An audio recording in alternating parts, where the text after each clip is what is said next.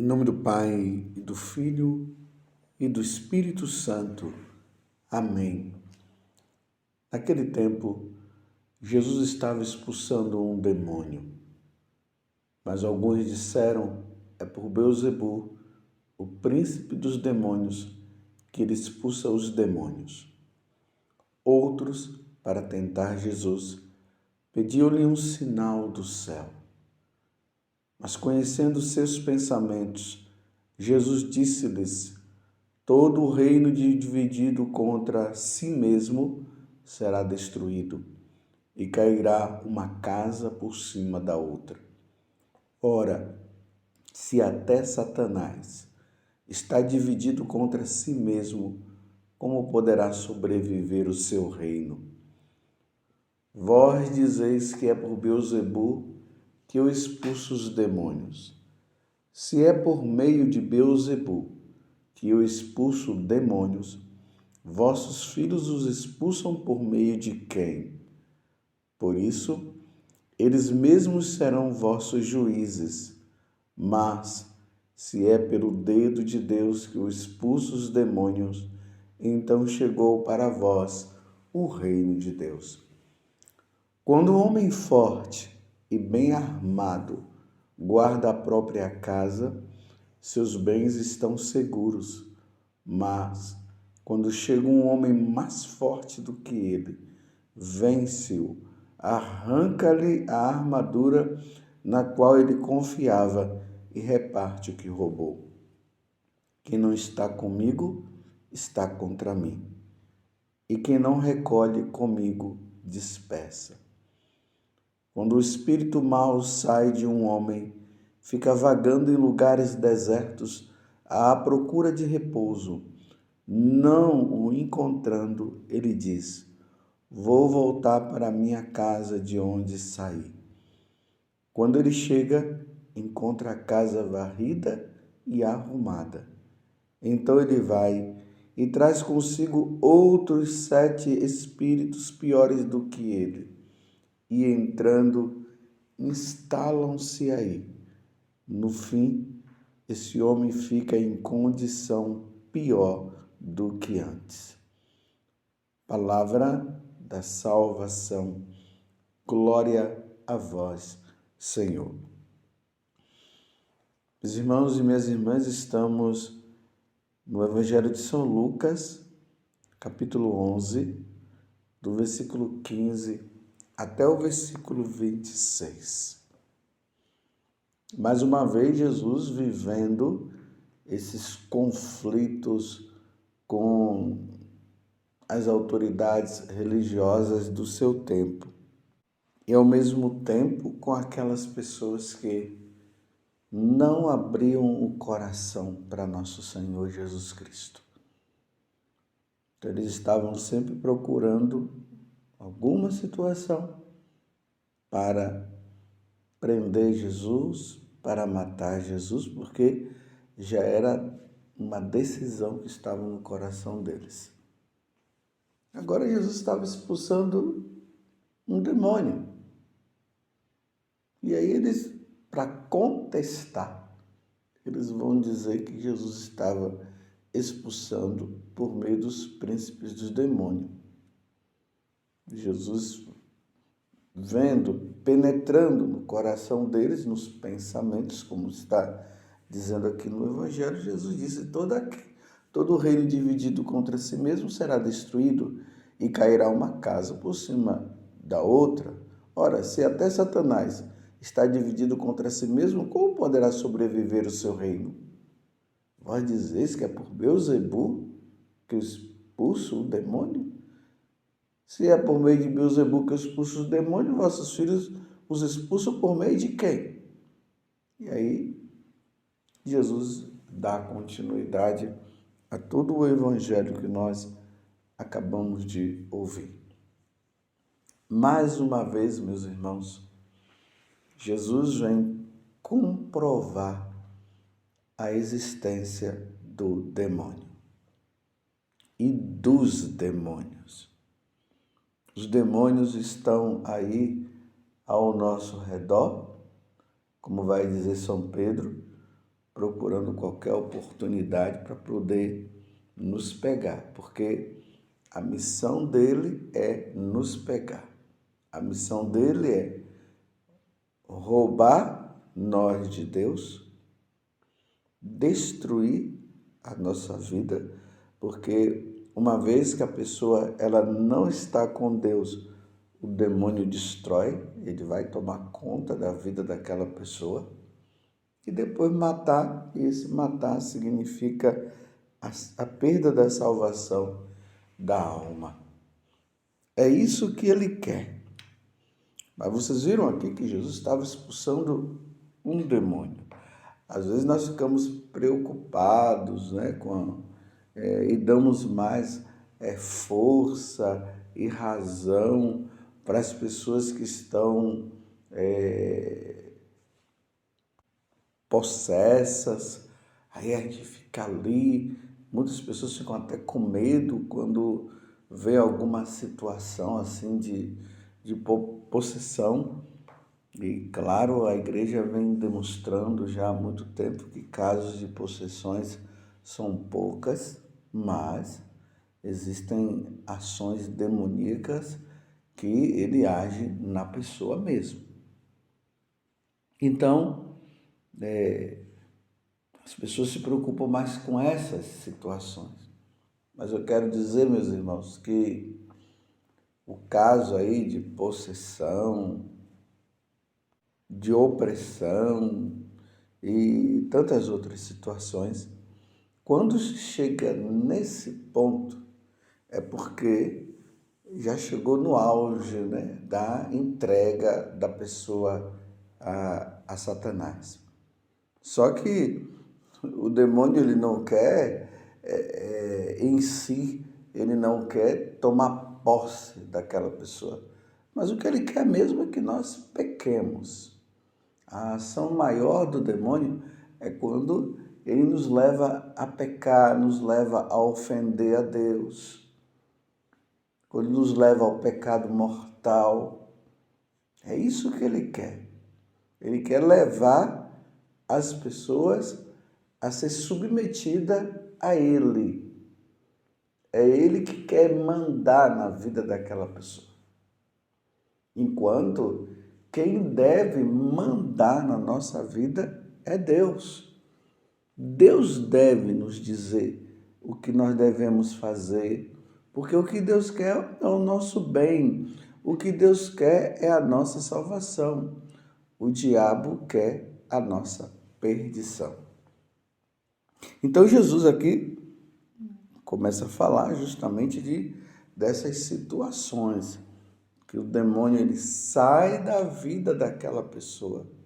E vejam, existem duas formas do demônio sair. Ou melhor, existem duas formas do demônio estar ali agindo na vida das pessoas que eu acabei de dizer. Uma é quando ele toma posse totalmente. A outra é quando ele vai dominando as pessoas numa vida de pecado.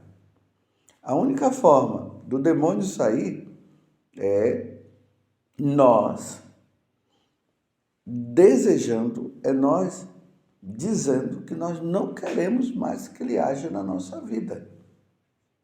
Então, quando nós damos essa ordem, olha, eu não quero que Satanás ande mais na minha vida, e ele vai parar de agir. E isso se dá muito mais ainda quando nós confessamos o nosso pecado. Reconhecemos diante de Deus o quanto que nós somos pecadores. E dizemos para Deus, Senhor, me perdoa por ter pecado. Senhor, me perdoa por ter lido esses livros de ocultismo. Então, cuidado com esses livros de ocultismo que fala de consagração a Satanás. Tome muito cuidado. Olha esses filmes aí. Quantos filmes? Aconselho vocês a não ficar assistindo aquele filme de Harry Potter. Ali é bruxaria, é ensinamento de bruxaria, é levar as pessoas à iniciação na bruxaria. E aí a pessoa vai entrando aos poucos, vai entrando, vai fazendo isso aqui, vai fazendo aquilo ali, vai mandando, ele vai dizendo como é que deve se fazer. E aí quando a pessoa vê, quando percebe, a vida dela já é uma vida comandada pelo próprio diabo. Mas quando a pessoa ela se arrepende, ela reconhece o mal que ela tem feito, ela procura um sacerdote e ali a confissão, meus irmãos, é a maior forma de exorcismo que pode acontecer na vida daqueles que são comandados por Satanás. Porque na confissão já está incluída a própria renúncia.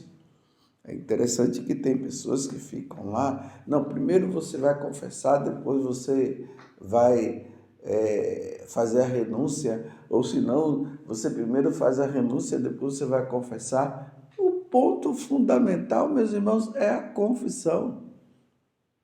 Na confissão há um desligamento total da ação do mal. Você vai lá e diz, olha, quero me pedir perdão por ter ofendido a Deus, por ter buscado esses tipos de ocultismo, por ter invocado os mortos. Quero pedir perdão a Deus por ter pedido que esses espíritos viessem na minha vida. E eu não quero mais, porque Jesus Cristo é o meu Senhor e meu Salvador. O sacerdote ouve, dá a absolvição, e depois da absolvição a pessoa está livre. Agora é levar uma vida com Deus, que é o final do evangelho de hoje. O demônio sai da vida da pessoa, mas depois a pessoa vai relaxando, ela não reza mais, ela não faz penitência, como está falando hoje no livro de Joel, falando justamente das situações existentes naquele tempo, que as pessoas já não levavam mais uma vida santa. Até os ministros de Deus está dizendo. Joel capítulo 1, do versículo 13 a 15, depois do 2, do versículo 1 até o 2, até o 2, né? Então aqui está dizendo, os ministros que não queriam saber, que levavam uma vida já desregrada, não fazia mais as oblações a Deus, não fazia mais as coisas e tal. Então vai dando oportunidade, o demônio volta de novo, que é o que está dizendo aqui. Nós, quando seguimos Jesus, temos que ser como Maria Madalena e como tantas outras pessoas. Jesus expulsou os 7 demônios dela e ela não deu mais oportunidade. Mas a pessoa, no decorrer do tempo, ela ali no começo fica naquela animação toda, aí começa a fazer adoração, começa a fazer jejum, começa a fazer penitência e vai aquela coisa toda. Aí com determinado tempo ela vai esfriando, e aqui é o importante. É esse esfriamento. Vejam só, eu não estou dizendo que você tem que estar, ou eu tenho que estar naquele fervor das emoções. Não é o fervor das emoções. É o fervor da fidelidade a Deus. Então, quando nós confessamos os nossos pecados, e o demônio sai da nossa vida, então nós temos que usar a nossa inteligência e saber assim, eu não posso dar mais oportunidades para o inimigo continuar agindo na minha vida. Eu não darei mais oportunidade. Então a pessoa agora ela vai contar com a graça de Deus e ela vai perseverar. Perseverar na oração do terço, perseverar nas leituras espirituais, na meditação da Sagrada Escritura. Ela vai perseverar na confissão. Então, é bom que a pessoa ela coloque ali pelo menos uma vez por mês para se confessar. Na missa dominical, e se puder participar da missa semanal, participa também na vida semanal, não dá brecha nenhuma para nenhuma situação mais de pecado. Você está entendendo? Porque se a pessoa, depois que o demônio sai da vida dela, quer seja no exorcismo que foi feito porque ela estava possuída pelo demônio, ou porque ela levava uma vida de seguidores ou de seguidora de Satanás. Então, se ela começa a dar brecha depois que ela é liberta e ela começa a dar brecha, o demônio vem, e aqui está dizendo, ele vem pior, ele olha e vê, olha, ela está com todas as possibilidades para entrar na vida dela de novo. Não está mais rezando, não está se confessando, não está fazendo leituras espirituais, não faz a caridade, deixa o orgulho entrar, a vaidade. Aí o demônio diz, a casa está pronta, eu vou voltar. E aqui está dizendo que ele chama outros demônios piores para tomar conta da vida daquela pessoa, e aí fica mais difícil. Como diz lá na carta aos Hebreus, depois de ter experimentado as coisas do céu, a pessoa abandona a Deus e o demônio vem, toma conta de novo, e aí é difícil a pessoa voltar à vida com Deus novamente.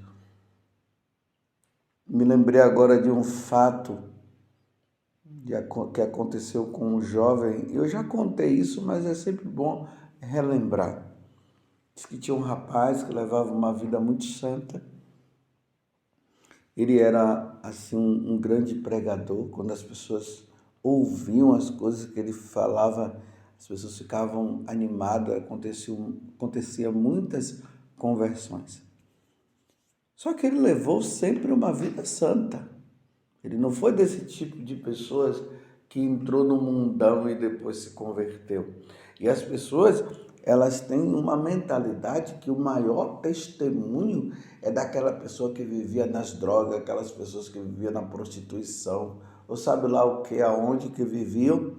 E aí elas mudam de vida, aí contam o testemunho, o pessoal fica todo animado. Nossa, que coisa maravilhosa.